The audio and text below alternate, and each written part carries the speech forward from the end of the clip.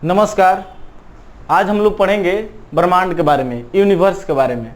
Universe किसे कहते हैं सबसे पहले इसे समझेंगे, और जितनी भी चीज़ें जैसे सौरमंडल हो गया, तारे ग्रहों के बारे में, इन सब चीज़ों के बारे में हम लोग इसी में पढ़ेंगे। तो सबसे पहले ये जानेंगे कि ब्रह्मांड के अध्ययन को क्या कहते हैं। स्टडी ऑफ यूनिवर्स क्या कहलाता है, तो उसे कहते हैं कॉस्मोलॉजी। तो इसे ध्यान में रखना है, अध्ययन इसका क्या कहलाता है, तो ये कॉस्मोलॉजी कहलाता है, कॉस्मोलॉजी। अब बात आती है कि ब्रह्मांड क्या है। तो ब्रह्मांड देखिए कॉस्मोस से बना है। कॉस्मोस वर्ड जो होता है, कॉस्मोस, कॉस्मोस इसका मतलब होता है सुव्यवस्थित। कॉस्मोस का मतलब होता है सुव्यवस्थित। अब छोटी से छोटी वस्तु और बड़ी से बड़ी वस्तु आप जो देख रहे हैं, वो सब मिलकर के ब्रह्मांड का निर्माण करती है। वो सब मिलकर के ब्रह्मांड है। अब छोटी से छोटी वस्तु और बड़ी से बड़ी वस्तु आप जो भी देख रहे हैं, वो सब मिलकर के क्या है, ब्रह्मांड है। दूसरी बात कि ब्रह्मांड में दो ही चीज़ मिलेगी आपको। एक मिलेगी जिसको आप देख सकते हैं, जिसे द्रव्य कहा जाता है, और एक चीज़ें मिलेंगी जिसे आप देख नहीं सकते हैं, जिसे ऊर्जा कहा जाता है। मतलब ब्रह्मांड में आपको सिर्फ दो ही चीज़ें मिलेंगी। अगर ये पूरा ब्रह्मांड है तो इस पूरे ब्रह्मांड में आपको दो ही चीज़ देखने को मिलेगी। एक मिलेगी द्रव्य और दूसरी ऊर्जा मिलेगी। दूसरी ऊर्जा, द्रव्य को आप देख सकते हैं, ऊर्जा को आप देख नहीं सकते हैं। ऊर्जा हमारे शरीर में भी है, बिना ऊर्जा का हम चल नहीं सकते हैं, बिना ऊर्जा का हम बोल नहीं सकते हैं, लेकिन ऊर्जा को हम देख नहीं सकते हैं। तो कहने का मतलब यह है कि द्रव्य प्लस ऊर्जा हर जगह आपको मिलेगी पूरे ब्रह्मांड में। तो पूरा ब्रह्मांड जो है वो द्रव्य और ऊर्जा से मिलकर बना है। और एक और डेफिनेशन मैंने बताया कि छोटी से छोटी वस्तु से लेकर के बड़ी बड़ी वस्तु तक क्या है कि दोनों मिलकर के ब्रह्मांड बनाती है।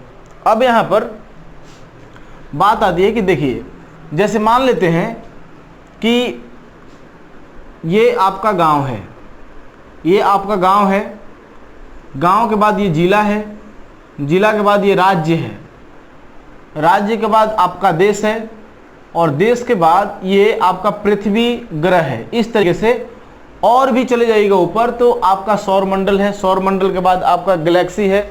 इस तरीके से निर्माण हुआ है। मतलब हमारा जो ये ब्रह्मांड है, यूनिवर्स है, इसका इसी तरीके से निर्माण हुआ है कि आप छोटे छोटे लेकर के आप जितने बड़े आप देख रहे हैं वो सभी क्या है, ब्रह्मांड है। एक और बात याद रखिएगा कि अंतरिक्ष और वायुमंडल मिल करके क्या बनाता है, ब्रह्मांड बनाता है।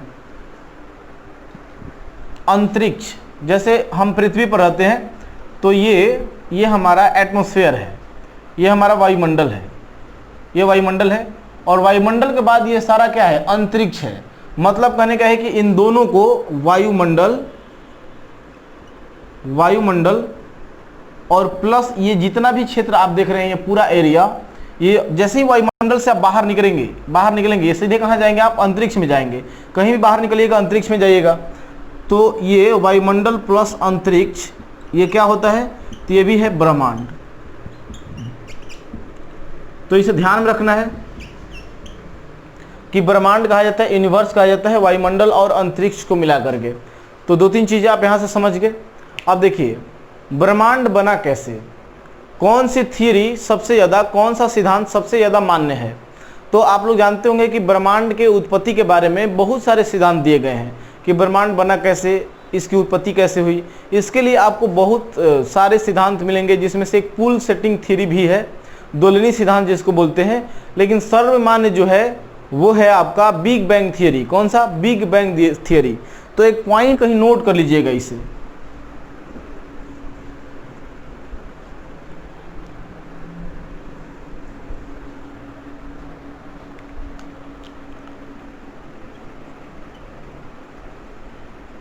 ब्रह्मांड के बारे में सबसे सटीक सिद्धांत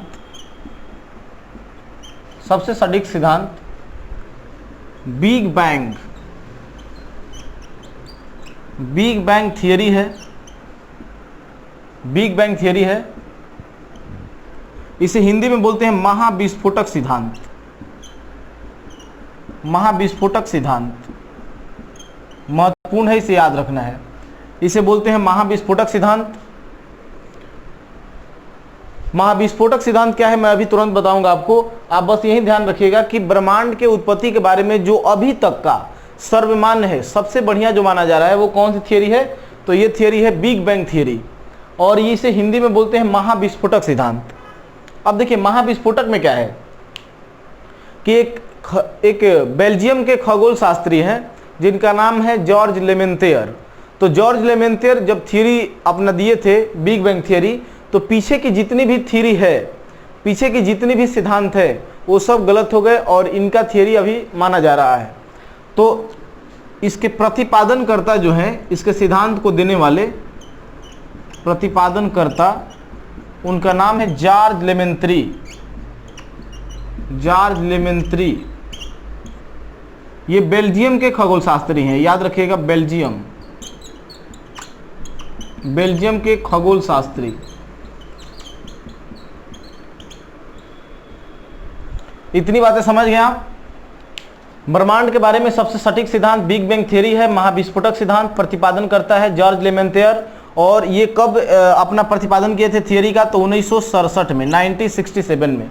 तो इसे भी ध्यान रखना है, 1967 में इन्होंने इस थियरी को दिया था। उसके बाद समझिए कि ब्रह्मांड के अध्ययन को लेकर के और भी क्रांति तेज हो गई, और कॉस्मोलॉजी एक ऐसा सब्जेक्ट है कि इसे जितना आप पढ़ेंगे उतना ही ज़्यादा गहराई में चले जाएंगे, क्योंकि ब्रह्मांड बहुत बड़ा है।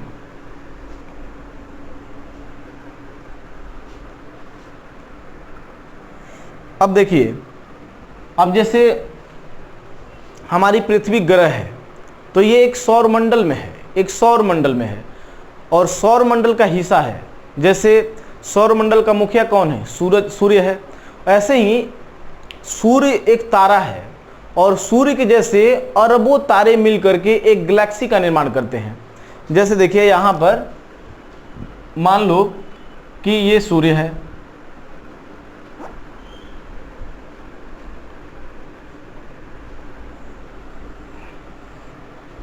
इसका नाम है गैलेक्सी, ये इसका नाम है गैलेक्सी। इसे और डार्क कर देता हूं मैं।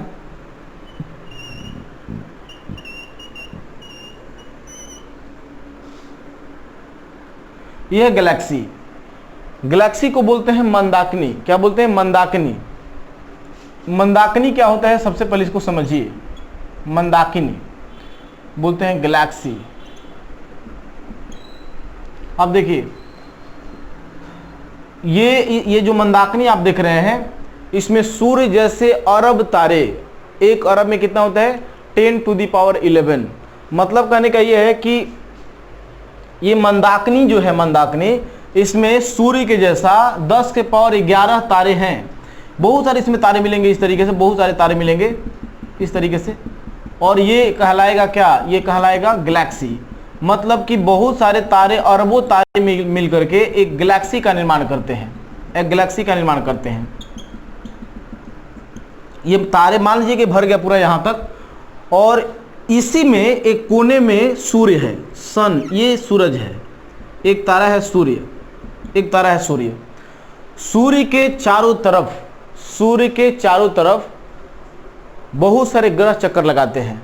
आप जानते होंगे कि सूर्य है, सूर्य के चारों तरफ बुध, शुक्र, पृथ्वी, मंगल, बृहस्पति, इस तरीके से बुध, शुक्र, पृथ्वी, मंगल, बृहस्पति, ये सारे ग्रह क्या है? चक्कर लगाते हैं। और ये चक्कर लगाते हैं तो सूर्य भी स्थिर नहीं है। एक बात याद रखिएगा, ये जो सूर्य है ये स्थिर नहीं है, ये भी गैलेक्सी का चक्कर लगा रहा है, गैलेक्सी के चारों तरफ घूम रहा है। तो गैलेक्सी में असंख्य तारे हैं, असंख्य तारे मतलब अरबों तारे हैं। तो एक गैलेक्सी में इतने तारे हैं, एक गैलेक्सी में 10⁻11 तारे हैं, 10⁻11 तारे हैं। और ये जो गैलेक्सी आप देख रहे हैं, इतनी बड़ी गैलेक्सी भी अरबों की संख्या में है। इतनी बड़ी गैलेक्सी जो है वो अरबों की संख्या में है।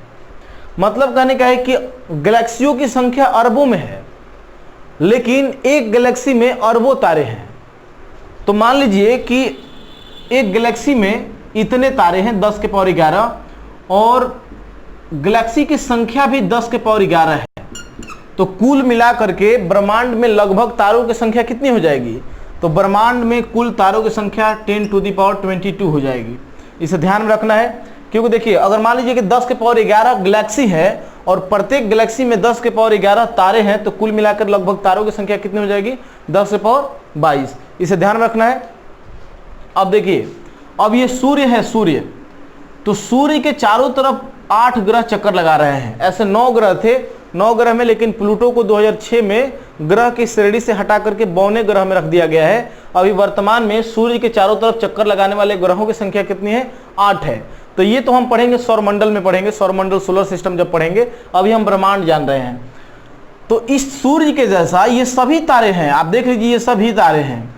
सूर्य का प्रकाश पृथ्वी तक 8 मिनट में पहुंच जाता है, 8 मिनट 20 सेकंड में, क्योंकि सूर्य पृथ्वी के बहुत नजदीक है। लेकिन ये जितने भी आप तारे देख रहे हैं, ये अगल बगल जितने भी ये तारे हैं अरबों की संख्या में, इन तारों को हम पृथ्वी से टिमटिमाते हुए देखते हैं। इनका प्रकाश ना के बराबर पृथ्वी तक पहुंचता है, क्योंकि ये बहुत ज्यादा दूर है। इतने ज्यादा दूर है कि इनका प्रकाश पृथ्वी तक आता ही नहीं है। अब क्या है, कुछ तारे हैं जिनका प्रकाश पृथ्वी तक पहुंचता है। अब देखिए कि एक सूर्य तारा है, और ये सूर्य के जैसा या सूर्य से भी बहुत बड़े तारे हैं। तो इनके चारों तरफ भी बहुत सारे ग्रह चक्कर लगा रहे होंगे। मतलब कहने का यह है कि सारे ग्रह, जितने भी तारे हैं, उन तारों के चारों तरफ कितने ऐसे ग्रह हैं जो चक्कर लगा रहे होंगे। मतलब कहने का यह है कि अगर आप पृथ्वी पर जीवन है, पृथ्वी पर यहाँ जीवन है, तो बाकी के अन्य जितने भी तारे होंगे उनमें से भी किसी पर हो सकता है। जहां पर सुटेबल कंडीशन पाया गया, जो अनुकूल परिस्थिति है अगर वो पाई गई है, तो वहां पर जीवन संभव हो सकता है। मतलब ऐसा माना जाता है कि इतने सारे तारे हैं, इन तारों में से, इन तारों के चारों तरफ बहुत सारे ग्रह चक्कर लगा रहे होंगे, और उनमें जहां पर भी सुटेबल कंडीशन पाया गया उनमें क्या होगा? वहां पर जीवन संभव होगा। मतलब कि हम मनुष्य जो है पृथ्वी से चंद्रमा तक पहुंच पाए हैं अभी तक। चंद्रमा के बाद आप मंगल तक पहुंचने का प्रयास कर रहे हैं। इसका मतलब साफ साफ है कि हम सोलर सिस्टम से बाहर अभी तक नहीं निकल पाए हैं। खोज करने के मामले में हम अभी सिर्फ सोलर सिस्टम तक नहीं पहुंच पाए हैं, तो हम गैलेक्सी के बारे में कैसे पता कर पाएंगे? गैलेक्सी में जितने भी तारे हैं इनके बारे में कैसे पता कर जाएंगे? और ऐसी ऐसी गैलेक्सियां जो है ये अरबों की संख्या में है, और प्रत्येक गैलेक्सी में अरबों तारे हैं। तो बताइए कि ऐसा संभव है कि नहीं? जैसे आप कभी नाम सुने होंगे एलियन, एलियन का नाम सुने होंगे।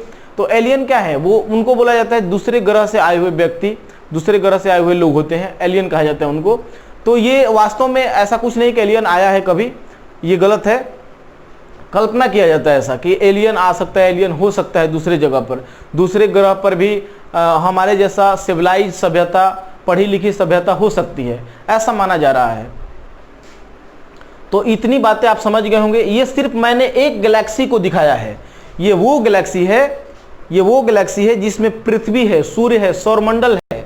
इसको कहा जाता है, इस पूरे गैलेक्सी को कहा जाता है मिल्की वे। क्या कहा जाता है? मिल्की वे। मतलब पृथ्वी जिस गैलेक्सी के अंदर है, गैलेक्सी कहने का मतलब मंदाकिनी, पृथ्वी जिस मंदाकिनी के अंदर है, मंदाकिनी में है, उसको क्या कहते हैं? तो उसको कहा जाता है मिल्की वे। मिल्की वे, तो इसे ध्यान में रखना है, दुग्ध मेखला, मिल्की वे।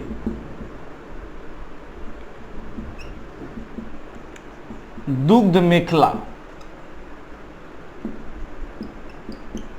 दुग्ध मेखला, समझ गए? तो मतलब इनको मंदाकिनी कहिए, मिल्की वे कहिए, दुग्ध मेखला कहिए, गैलेक्सी कहिए। गैलेक्सियां तो बहुत है, लेकिन इस गैलेक्सी का जिसमें पृथ्वी है, इसमें नाम रखा गया इसका मिल्की वे। तो सिर्फ मैं एक ही अभी दिखाया हूं, और ये पूरे ब्रह्मांड में अरबों की संख्या में है। समझ रहे हैं? तो समझिए कि अगर इस तरीके से ये ब्रह्मांड है, इस तरीके से ब्रह्मांड बहुत बड़ा है, तो हो सकता है कि ब्रह्मांड और भी हो। हम सिर्फ एक ब्रह्मांड की कल्पना कर रहे हैं, तो ब्रह्मांड और भी हो सकता है। अब आगे देखिए,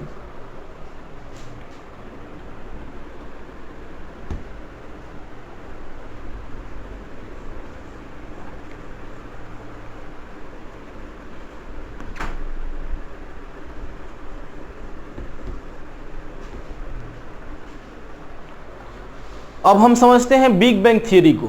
बिग बैंग थियरी मतलब महाविस्फोटक सिद्धांत को हम समझते हैं।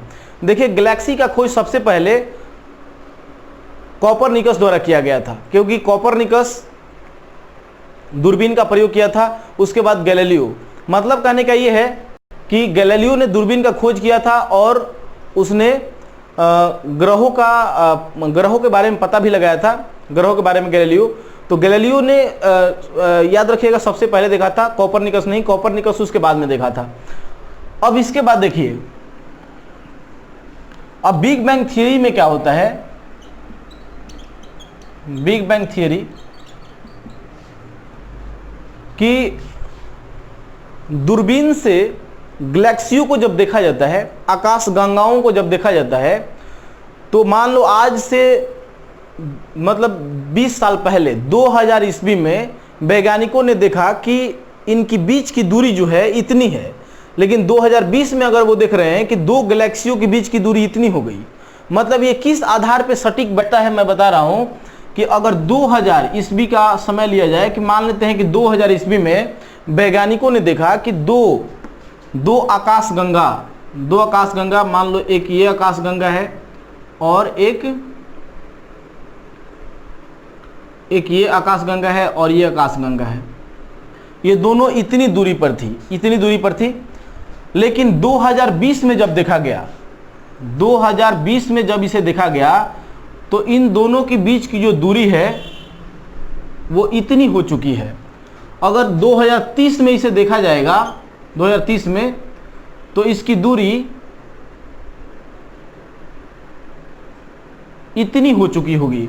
मतलब कहने का साफ साफ है कि जो गैलेक्सी है, जो मंदाकिनी है, जो आकाशगंगा है, वो उसका विस्तार हो रहा है। मतलब वो एक दूसरे से दूर भाग रहे हैं, मतलब ब्रह्मांड में विस्तार हो रहा है, ब्रह्मांड एक्सपैंड कर रहा है और भी बड़ा हो रहा है। तो ये गैलेक्सियां एक दूसरे से क्या हो रही है, दूर होती जा रही है। मतलब गैलेक्सियों का दूर भागना ये दर्शाता है कि ब्रह्मांड और भी बड़ा हो रहा है। तो इस आधार पर निकाला गया कि मान लीजिए कि 2030 में इन दोनों के बीच की दूरी बहुत ज़्यादा है, 2020 में इन दोनों के बीच की दूरी इतनी है और 2000 ईस्वी में इतनी है।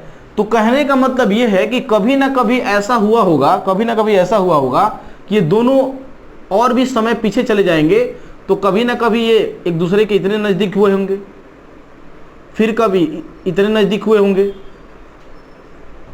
उसके बाद फिर कभी ना कभी इतने नज़दीक हुए होंगे, फिर ये किसी न किसी बिंदु के रूप में पाए गए होंगे। मतलब कि अगर आप देखेंगे तो पीछे के समय को दर्शाया गया, दिखाया गया कि अगर इतना पीछे हम चले जाए तो ये एक बिंदु के रूप में होंगे, बिंदु का पता चलता है। तो यहाँ पर मान लिया गया कि ये जो आप देख रहे हैं गैलेक्सियाँ, जो भी गैलेक्सियाँ दूर भाग रही हैं, इनको ऐसे पीछे के समय को लेकर के देखा गया तो एक बिंदु के रूप में थी। बिंदु कहने का मतलब कि इसमें एक पॉइंट है और ये जो पॉइंट है इसका नाम रखा गया, ये परमाणु से भी छोटा। मतलब अब समझिए कि पूरा ब्रह्मांड एक परमाणु में था, एक परमाणु से भी छोटा कण में था। परमाणु कितना छोटा होता है, 10 के पावर माइनस 10 मीटर होता है, 10 के पावर माइनस 10 मीटर परमाणु होता है। अब देखिए इसमें ये परमाणु से भी छोटा था। इसका मतलब क्या कि ब्रह्मांड पहले बिंदु के जैसा था, मतलब एकदम पॉइंट था। अब उसका डेंसिटी और पूरा एनर्जी उसी में क्या था, उसी में बंद था। ब्रह्मांड में जितनी भी आप ऊर्जा देख रहे हैं, जितने भी पदार्थ देख रहे हैं, वो ये छोटी सी बिंदु में बंद था। ऐसा पता चला है इससे। इसका नाम दिया गया, इस बिंदु का नाम वैज्ञानिकों ने दिया है विलक्षणता। इसका नाम दिया है विलक्षणता। इसको बोलते हैं सिंगुलरिटी। तो इसे ध्यान में रखना है कि सिंगुलरिटी इसका नाम दिया गया है, सिंगुलरिटी। अब क्या हुआ कि लगभग 13.7 अरब साल पहले, आज से 13.7 अरब साल पहले, इसको जरूर याद रखिएगा, ये एग्जाम में एक बार आया था। आज से 13.7 अरब साल पहले, 13.7 अरब साल पहले इस बिंदु में विस्फोट हो जाता है, बिंदु में विस्फोट हो जाता है, ब्लास्ट कर जाता है ये।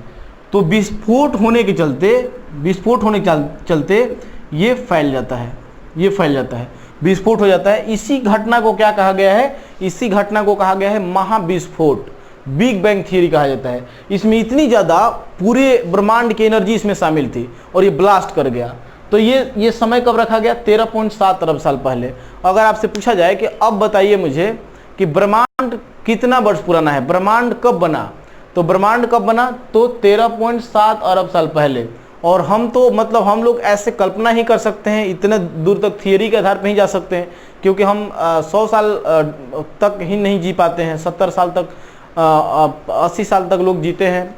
तो उसी हिसाब से हमने यहाँ अनुमान लगाया कि आज से 13.7 अरब साल पहले ऐसी घटनाएं घटी होगी।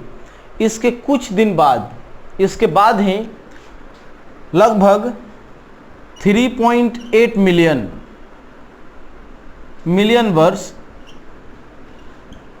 वर्ष बाद 3.8 मिलियन वर्ष बाद, यहाँ पर 38 लाख बोल सकते हैं, 38 लाख वर्ष बाद यहाँ पर क्या हुआ कि हाइड्रोजन एक परमाणु उत्पन्न हुआ।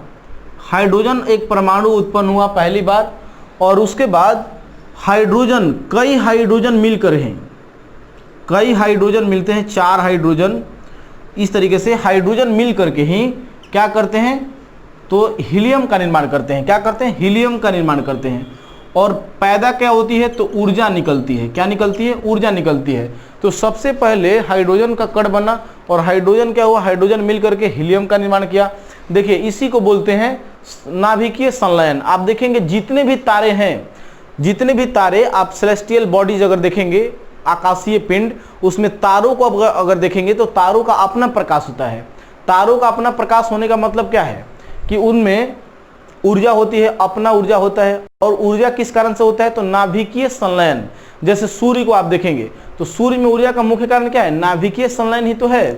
तो यहाँ पर इस हिस्सा को हम लोग क्या बोलते हैं? नाभिकीय संलयन। नाभिकीय संलयन इसे बोलते हैं न्यूक्लियर फ्यूजन। न्यूक्लियर फ्यूजन, नाभिकीय संलयन। तो ये यहाँ से नाभिकीय संलयन होना शुरू हुआ और ऊर्जा उत्पन्न शुरू हुआ, और यहीं से ब्रह्मांड का विस्तार शुरू हो गया। 2 तरीके से एनर्जी प्राप्त की जाती है। एक होता है नाभिकीय विखंडन। नाभिकीय विखंडन में क्या होता है कि एक अणु या परमाणु टूटता है 2-3 खंडों में, टूटता है 2 खंडों में। लेकिन अब यहाँ पर क्या हुआ कि वो तो नाभिकीय विखंडन कहलाता है। हाइड्रोजन बम और परमाणु बम का नाम सुने होंगे। नाभिकीय विखंडन पर होता है हाइड्रोजन परमाणु बम, और नाभिकीय संलयन पर होता है हाइड्रोजन बम। तो कहने का मतलब ये कि ये जो नाभिकीय संलयन है, इसमें हाइड्रोजन के अणु जुड़ते हैं, और नाभिकीय विखंडन में हाइड्रोजन के अणु क्या है? टूटते हैं, मतलब हीलियम उसमें टूटता है। तो इसे ध्यान में रखना है, महत्वपूर्ण है। अच्छा, ये भी पॉइंट याद रखिएगा कि परमाणु बम जो होता है वो नाभिकीय विखंडन पर आधारित होता है। कहीं लिख देते हैं, मैं लिख लीजिए।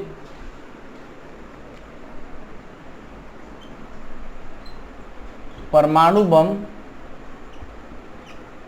नाभिकीय विखंडन, और हाइड्रोजन बम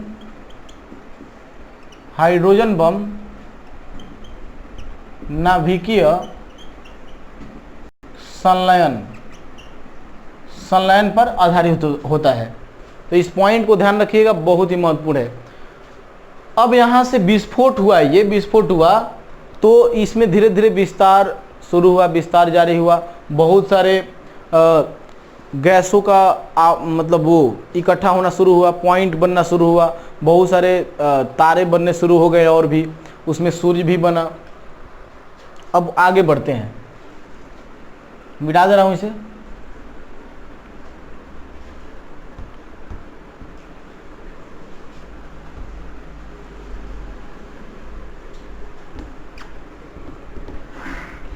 अब देखिए, अगर देखा जाए कि ब्रह्मांड का व्यास कितना हो सकता है, ब्रह्मांड कितना बड़ा हो सकता है, तो देखिए इसका अनुमान सटीक कोई नहीं लगा सकता है कि ब्रह्मांड कितना बड़ा हो सकता है।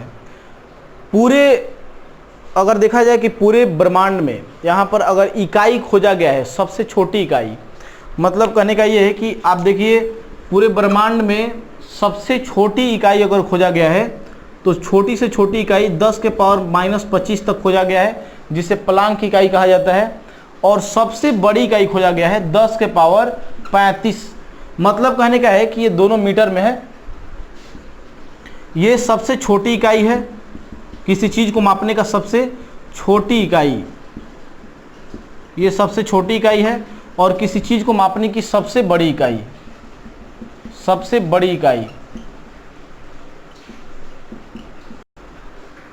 मतलब कहने का ये है कि 10 के पावर 10 पर अगर 35 को जीरो दीजिएगा तब जाकर के पता चलेगा कि ब्रह्मांड इतना बड़ा है। लेकिन सटीक नहीं है, और भी बड़ा हो सकता है, इससे भी ज़्यादा बड़ा हो सकता है। तो 10 पर 35 जीरो दे करके आप गिनते रहिए, इतना ज़्यादा ब्रह्मांड बड़ा है। और सबसे छोटी इकाई समझ रहे हैं ना, मतलब कि इतनी छोटी वस्तु से लेकर इतनी बड़ी वस्तु एग्जिस्ट करती है ब्रह्मांड में। इतनी छोटी वस्तु से लेकर के इतनी छोटी वस्तु तक सब शामिल है ब्रह्मांड में। समझ गए? अब देखिए,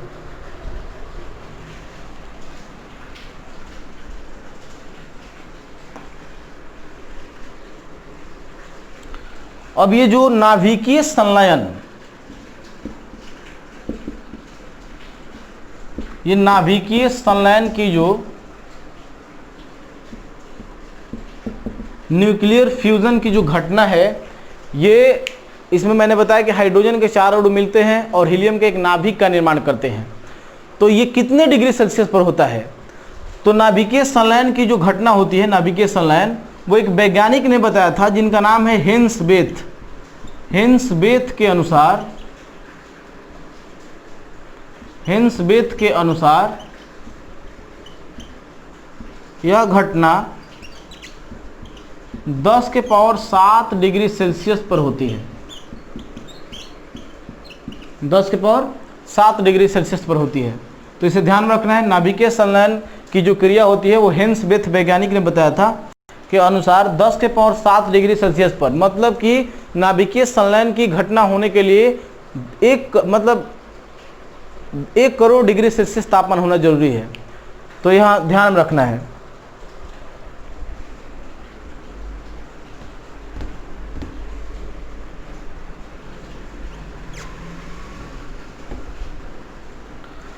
अब हमारी पृथ्वी की जो गैलेक्सी है, हमारी पृथ्वी जिस गैलेक्सी में है उसका नाम क्या है? उसका नाम है मिल्की वे। तो कुछ पॉइंट मैं लिख रहा हूं, उसे भी ध्यान में रखना है, लिख लेना है। पृथ्वी जिस गैलेक्सी में है, गैलेक्सी को बोलते हैं मंदाकिनी, हिंदी में बोलते हैं मंदाकिनी। मंदाकिनी पृथ्वी जिस गैलेक्सी में है उसे क्या कहा जाता है? तो इसे कहा जाता है मिल्की वे। मिल्की वे, मिल्की वे या दुग्ध मेखला बोलते हैं हिंदी में, दुग्ध मेखला, दुग्ध मेखला। समझ गए? उसके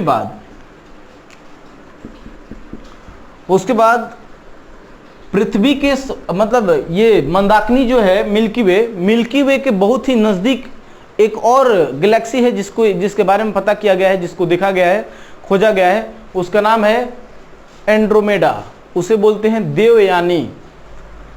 तो मिल्की वे यानी कि दुग्ध मेखला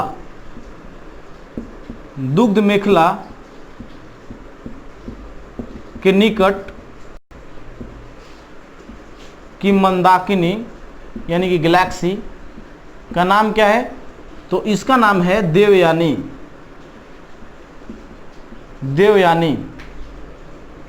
और देवयानी जो है इसको बोलते हैं इंग्लिश में एंड्रोमेडा। उसके बाद तीसरा पॉइंट कि जो नई गैलेक्सी खोजी गई है, जो नई गैलेक्सी खोजी गई उसका नाम क्या है? तो नवीनतम गैलेक्सी का जो नाम है, नवीनतम गैलेक्सी ये है ड्वार्फ।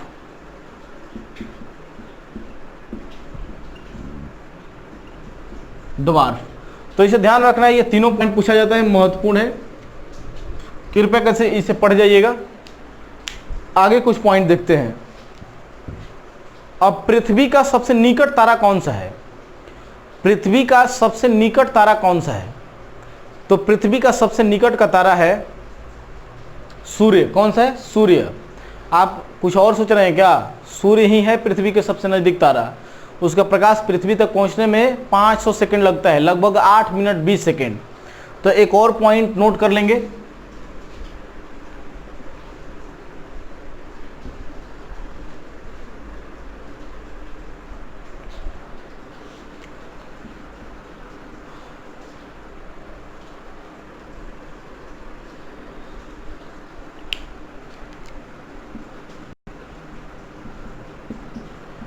पृथ्वी का सबसे निकट का तारा सूर्य है। सूर्य है। इसका प्रकाश कितने समय में पहुंचता है पृथ्वी तक? तो इसका प्रकाश पहुंचता है 8 मिनट 20 सेकेंड। 8 मिनट 20 सेकेंड, ध्यान में रखिएगा, 20 सेकेंड। सूर्य के बाद पृथ्वी का सबसे निकट तारा, सूर्य के बाद पृथ्वी का सबसे निकट तारा, निकट तारा ये कौन सा है? सूर्य के बाद पृथ्वी का सबसे निकट तारा, तो ये है प्रसिग्मा सेंचुरी। प्रसिग्मा सेंचुरी। और इसका जो प्रकाश है ये पहुंचता है, इसका लाइट 4.2 प्रकाश वर्ष। प्रकाश वर्ष एक मात्रक होता है। एक वर्ष में प्रकाश द्वारा चली गई दूरी को प्रकाश वर्ष कहा जाता है। तो देखिए, दूरी मापने की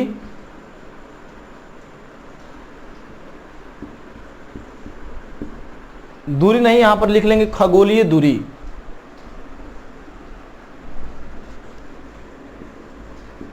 खगोलीय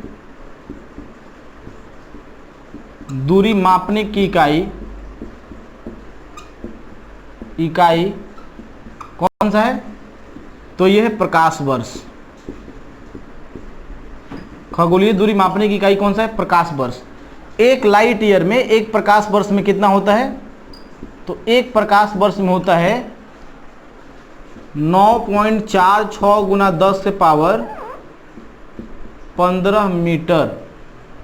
इसे ध्यान में रखना है। अगर किलोमीटर कहेगा तो 12 हो जाएगा, यहां पर 12 हो जाएगा ना। एक प्रकाश वर्ष में कितना होता है? तो एक प्रकाश वर्ष में 9.46 गुना 10 पावर 15 मीटर होता है। एग्जाम में पूछा जाता है, इसे ध्यान में रखना है। अच्छा, सबसे दूरी मापने की सबसे लंबी इकाई कौन सी है? अधिक दूरी मापने के लिए, अधिक दूरी मापने के लिए पारसेक होता है। पारसेक, एक पारसेक में होता है, एक पारसेक में 3.26 लाइट ईयर होता है। लाइट ईयर मतलब प्रकाश वर्ष। 3.26 लाइट ईयर होता है एक पारसेक में। तो इस कुछ पॉइंट को याद कर लीजिएगा, क्योंकि ये एग्जाम में आता है, ये पूछा जाता है। ठीक है, अब आगे बढ़ते हैं हम। अब थोड़ा सूर्य के बारे में समझ लेते हैं, सूर्य के बारे में पढ़ लेते हैं। तो चलिए हेडिंग डालिए, लिखेंगे सन, सूरज, सूर्य।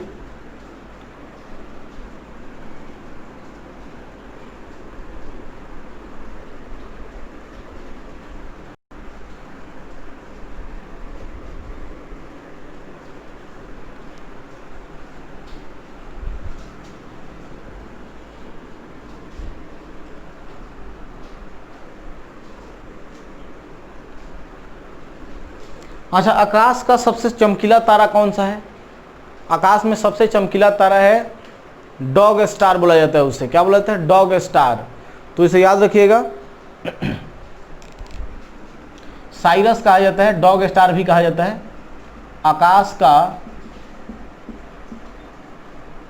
आकाश में सबसे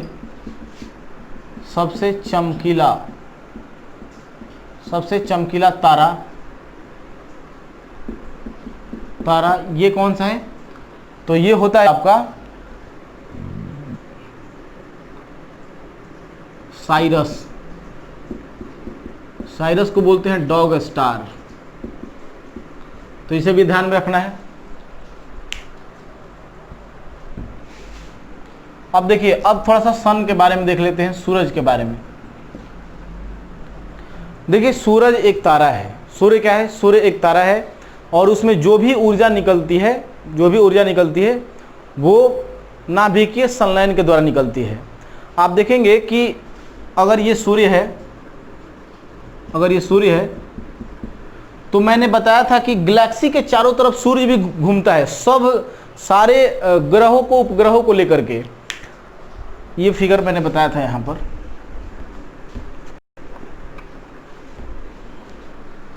देखिए,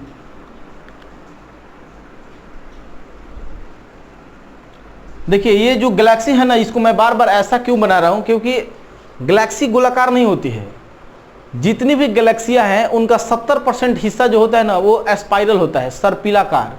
आप याद रखिएगा कि गैलेक्सियों का जो आकार होता है, गैलेक्सी यानी कि मंदाकिनी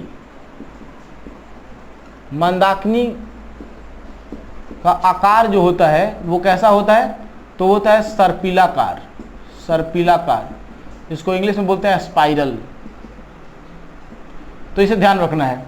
अब मैंने बताया कि यहाँ पर सूर्य है, ये सन है, सूरज, और सूर्य इसके चारों तरफ घूमता है, इस गैलेक्सी के चारों तरफ घूमता है, और इसका जो स्पीड है ये है 250 किलोमीटर पर सेकेंड। सूर्य इस स्पीड से घूम रहा है, सूर्य भी घूमता है। ऐसा अगर आप सोच रहे हैं कि सूर्य स्थिर है, उसके चारों तरफ केवल ग्रह चक्कर लगा रहे हैं, तो आप गलत सोच रहे हैं। सूर्य तो खुद घूमता ही है, बाकी सारे ग्रहों को भी लेकर के घूमता है। मतलब कि नाभिकीय बल के कारण सारे ग्रह एक निश्चित दूरी पर उसके चारों तरफ घूम रहे हैं। ग्रहों में तो कोई इंजन नहीं लगा है कि वो जब तक स्टार्ट रहेंगे, पेट्रोल जब तक रहेगा तब तक वो चलते रहेंगे, ऐसा कुछ नहीं। वो बल के कारण, किसी फोर्स के कारण वो घूम रहे हैं, जो सूरज के नाभिक से लगता है, सेंटर से उस पर बल लगता है, और वो एक सीध में घूमते रहते हैं, एक गोलाई में घूमते हैं।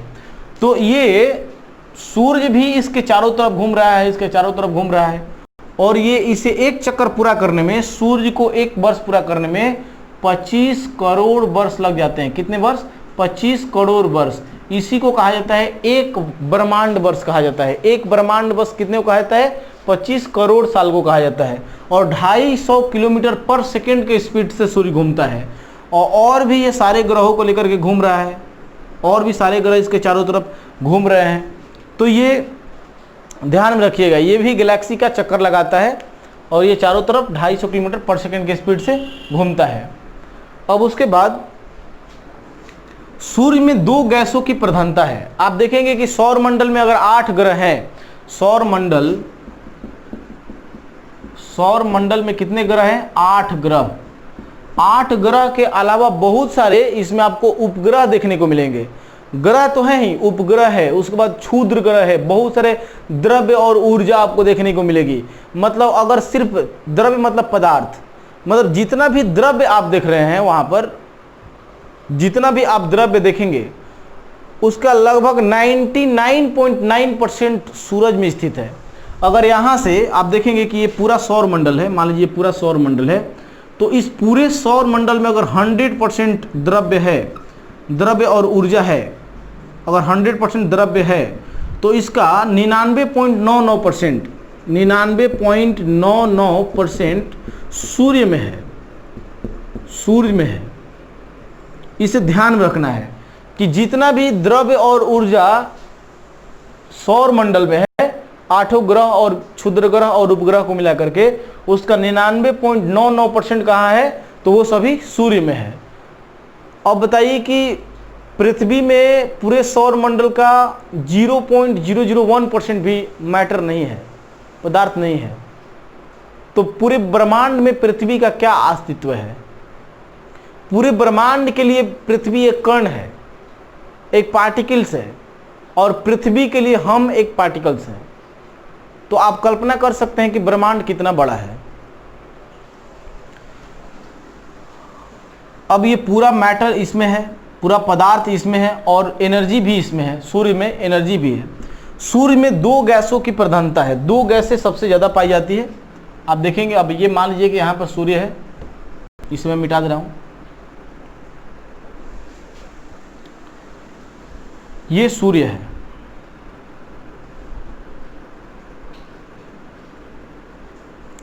सूर्य एक गैस का गोला है, पूरा गैस है।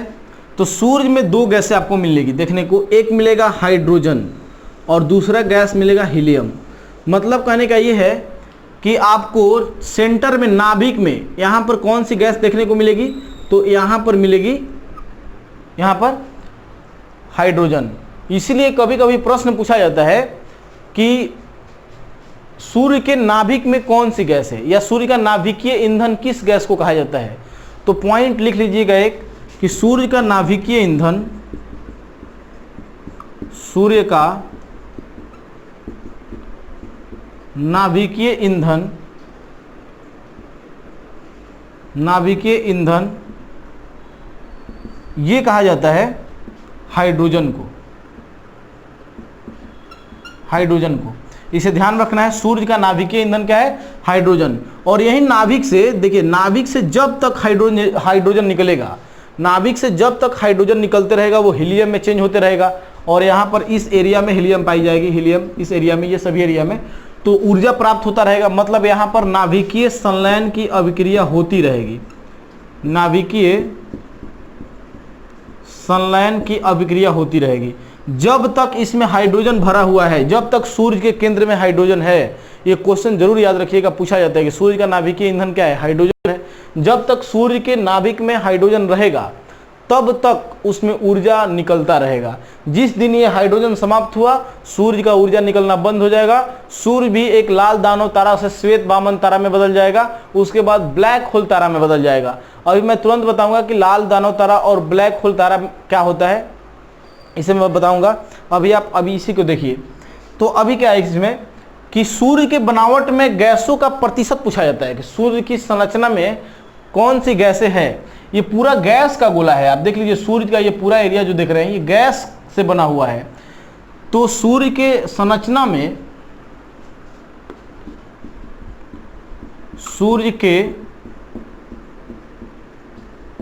संरचना में, सूर्य के संरचना में हाइड्रोजन मिलेगा आपको 71%। इसे ध्यान में रखना है। अंतरिक्ष में भी अगर बात किया जाए कि अंतरिक्ष में सबसे ज़्यादा बहुलता किस गैस की है, सबसे ज़्यादा कौन सी गैस पाई जाती है, तो आंसर होगा हाइड्रोजन। समझ रहे हैं। उसके बाद दूसरे नंबर पर है हीलियम। हीलियम है 26.5%। और उसके बाद अन्य जो भी मैटर है, अन्य जो भी आपको गैसेज मिलेगी वो सब मिलेगी 2.5%। कुल मिला के 100%। आपको दो ही गैसों के बारे में ज़्यादा जानना है, एक हाइड्रोजन है जो कि 71% है, और एक हीलियम है जो कितना है 26.5%, और अन्य जो पाए जाते हैं वह है 2.5%। समझ गए। अब देखिए, अब इस आधार पर अनुमान लगाया जाता है कि सूर्य का आने वाले समय में कब, सूर्य का आने वाले समय में कब जाकर के हाइड्रोजन खत्म हो जाएगा, सूर्य कब काला हो जाएगा, प्रकाश देना बंद हो जाएगा। आप ये मत सोचिएगा कि ये पृथ्वी है तो पृथ्वी पर हमेशा सूर्य का प्रकाश आता रहेगा, ऐसा कुछ नहीं है। मतलब ब्रह्मांड में रोज तारे मरते हैं और तारे जन्म लेते हैं। सूर्य भी एक दिन मरेगा और दूसरे तारे जन्म लेंगे, पृथ्वी पर अंधेरा हो जाएगा। अब ये इस आधार पे अनुमान लगाया गया कि सूर्य का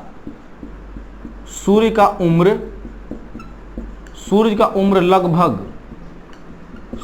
लगभग है 5 बिलियन वर्ष। 5 बिलियन कहने का मतलब 5 अरब साल, तो 5 बिलियन वर्ष है, बिलियन वर्ष। तो इसे ध्यान रखना है, सूर्य का उम्र 5 अरब साल है, 5 अरब साल। बात समझ गए, डरिए मत, ये अभी नहीं, हम सिर्फ 50 से 60 साल जीने वाले लोग हैं, 70 साल 80 साल, लेकिन ये 5 अरब साल की बात हो रही है। तो इतने दिन में सूर्य की जो केंद्र का हाइड्रोजन है वो समाप्त हो जाएगा और सूर्य प्रकाश देना क्या हो जाएगा, बंद कर देगा। फिर धीरे धीरे अभी सूर्य जो है ये लाल युवा तारा है, मतलब लाल युवा तारा है। अभी ये धीरे धीरे क्या होगा कि इसका जैसे ही खोल फट जाएगा, मतलब ये रेड कलर का जो खोल इसका दिख रहा है, जैसे ही खत्म होगा हाइड्रोजन तो फट जाएगा, ब्लास्ट कर जाएगा, तो व्हाइट वामन तारा बन जाएगा। रेड वामन तारा से लाल दानव, लाल वामन तारा से लाल वामन तारा से किस में चेंज हो जाएगा सूर्य? तो ये श्वेत वामन तारा में चेंज हो जाएगा, श्वेत वामन तारा, श्वेत वामन तारा।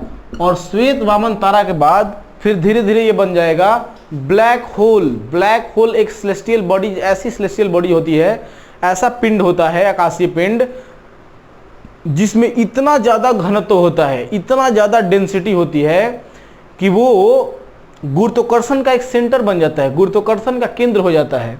तो श्वेत वामन तारा के बाद ब्लैक होल में तारे बदल जाते हैं, ब्लैक होल।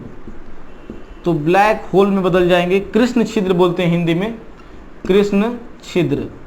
तो कृष्ण छिद्र, कृष्ण छिद्र एक ऐसा मतलब तारा होता है, मरा हुआ तारा, जो एक सेंटर हो जाता है, उसका घनत्व तो इतना ज़्यादा हो जाता है कि उसमें आकर्षण शक्ति, गुरुत्वाकर्षण शक्ति बहुत ज़्यादा हो जाती है। अगर वहाँ से प्रकाश भी गुजर रहा है तो प्रकाश को भी नहीं गुजरने देता है, पूरे प्रकाश को आपस में अपने में ही जमा कर लेता है। और ऐसा मानना है कि वो प्रकाश को जमा करके अपने में नहीं रखता है, उसके रूप को, प्रकाश क्या है, एक ऊर्जा है, उसके रूप को चेंज करके दूसरे चीज़ों में बदल देता है और उसे ब्रह्मांड में रिलीज कर देता है, छोड़ देता है।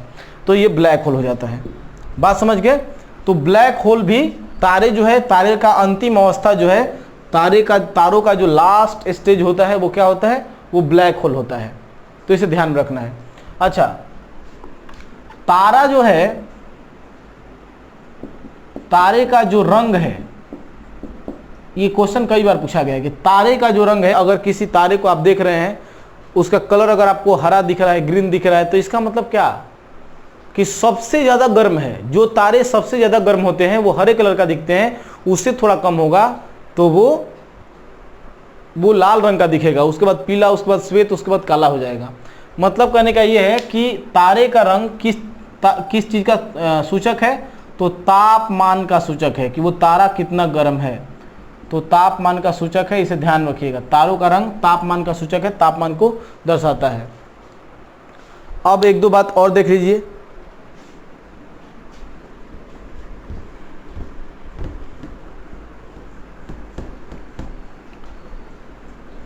अब पृथ्वी और सूर्य के बीच की दूरी कितनी है?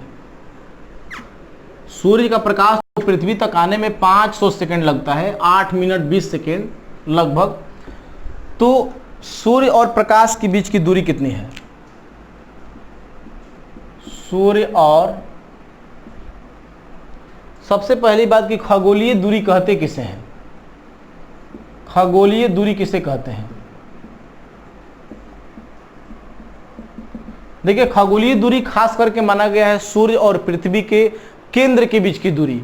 मतलब कहने का है कि यहाँ पर पृथ्वी है तो इसके सेंटर से, इसके केंद्र से, और यहाँ पर सूर्य है तो सूर्य के केंद्र से, मतलब इन दोनों के केंद्र के बीच की दूरी क्या है?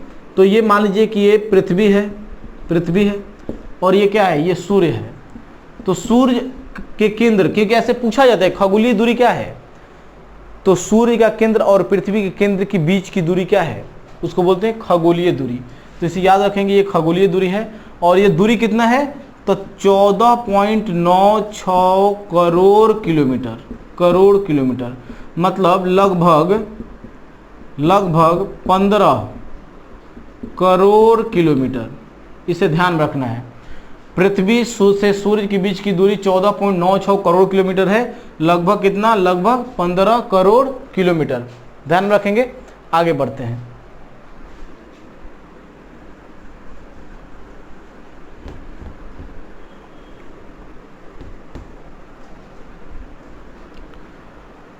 अब सूर्य का जो हिस्सा है गैसों का, ये दो भागों में जो आप देख रहे हैं, ये हिस्सा बहुत तेज घूमता है। ये जो हिस्सा आप देख रहे हैं ना केंद्र का, जिसमें हाइड्रोजन है, ये बहुत तेज घूमता है।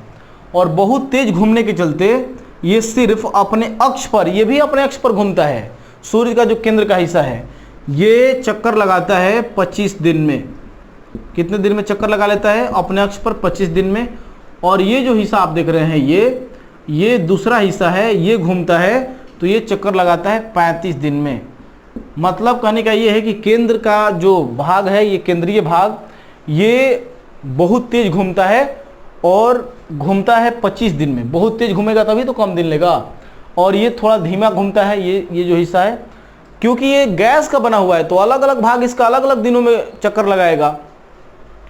अब उसके बाद देखिए सूर्य का जो केंद्र का तापमान है, यहाँ पर सेंटर का जो टेम्परेचर है सूर्य का, तो सूर्य का केंद्र का तापमान है, सूर्य का केंद्र का तापमान है 1.5 इंटू 10⁻7 डिग्री सेल्सियस। इसको बोल सकते हैं लगभग 1.5 करोड़ डिग्री सेल्सियस तापमान है। सूर्य के केंद्र का तापमान कितना है? 1.5 करोड़ डिग्री सेल्सियस तापमान। समझिए कितना ज़्यादा है, बहुत ज़्यादा है। तो ये भी याद रखिएगा, पूछा जा सकता है, महत्वपूर्ण है। तो अब इतनी बातें समझ गए। अब देखिए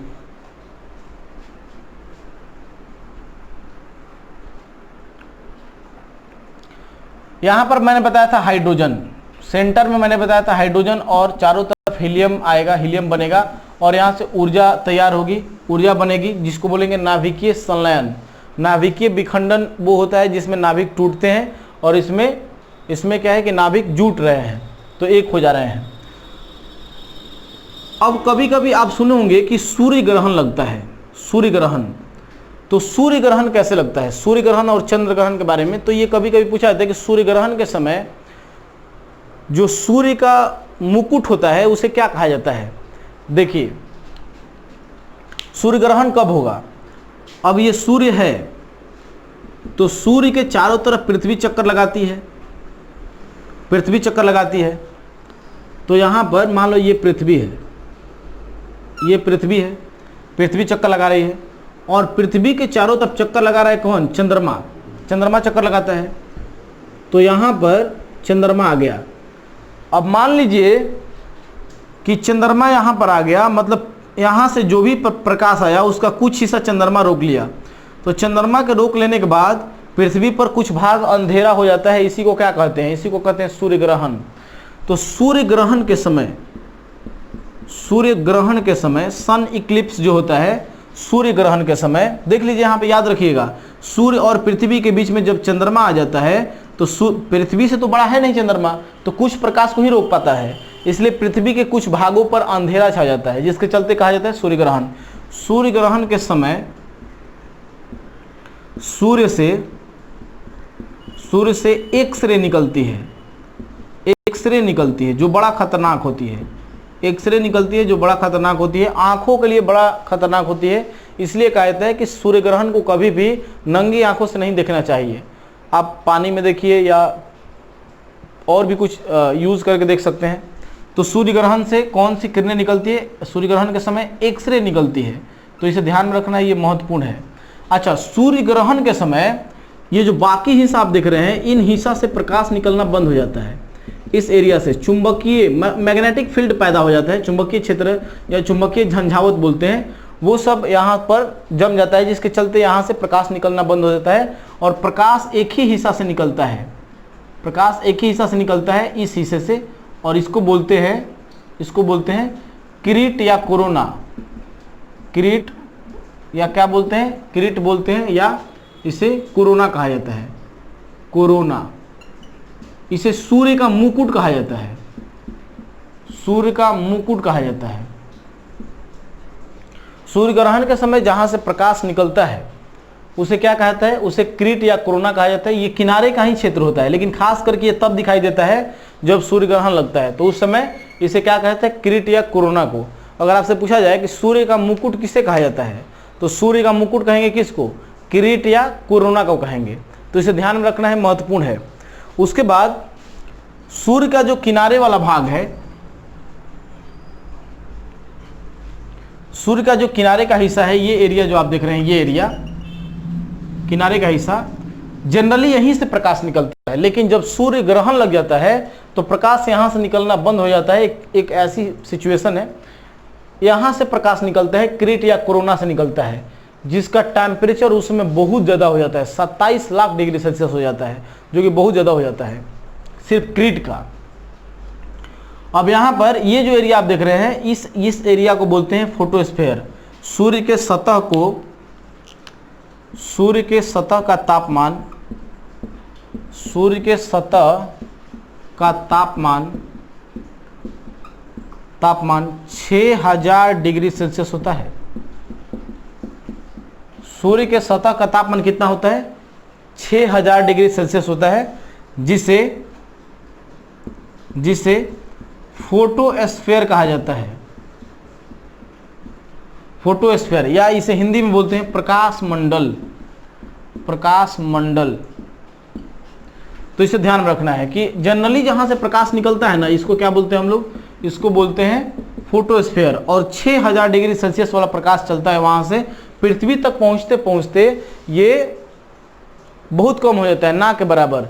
मतलब सूर्य से निकलने वाले प्रकाश का 2 अरबवां भाग पृथ्वी तक पहुंचता है। सूर्य से आने वाले प्रकाश का 2 अरबवां भाग पृथ्वी तक पहुंचता है। तो इसे ध्यान रखिएगा, बहुत ही महत्वपूर्ण है। तो सूर्य से आने वाले प्रकाश का 2 अरबवां भाग कहां पहुंचता है? पृथ्वी तक पहुंचता है। तो इतनी बातें आप समझ गए सूर्य के बारे में। सूर्य को सौर मंडल का मुखिया कहा जाता है। देखिए, पहले ऐसी मतलब धारणा थी, ऐसा माना जाता था पहले कि सौर मंडल जो है ना, सौर मंडल जिसमें 8 ग्रह हैं और सूर्य है, सौर मंडल का मुखिया सूर्य को नहीं माना जाता था। अभी वर्तमान में क्या है, अभी का थियरी ये मानता है कि सौर मंडल का मुखिया जो है वो सूर्य है, वो केंद्र में है और उसके चारों तरफ सारे ग्रह चक्कर लगा रहे हैं। लेकिन बहुत पहले पाइथागोरस के समय का जो थियरी है वो मानते हैं वो सब लोग मानते हैं कि उन लोगों के समय आया था जियोसेंट्रिक थियरी। जियोसेंट्रिक कहने का मतलब कि भूस्थैतिकी सिद्धांत। उसमें बताया गया था कि पृथ्वी सौर मंडल के केंद्र में है और पृथ्वी के चारों तरफ सभी चक्कर लगा रहे हैं।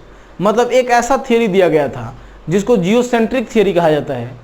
तो भूकेंद्रीय सिद्धांत में यह बताया गया था कि जो पृथ्वी है वो केंद्र में है और उसके चारों तरफ सूर्य सहित बाकी सारे ग्रह चक्कर लगा रहे हैं। लेकिन बाद में कोपरनिकस के समय, कब? कोपरनिकस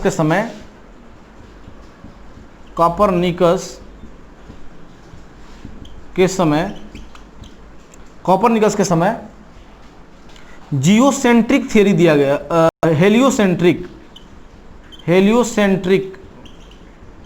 थियरी दिया गया।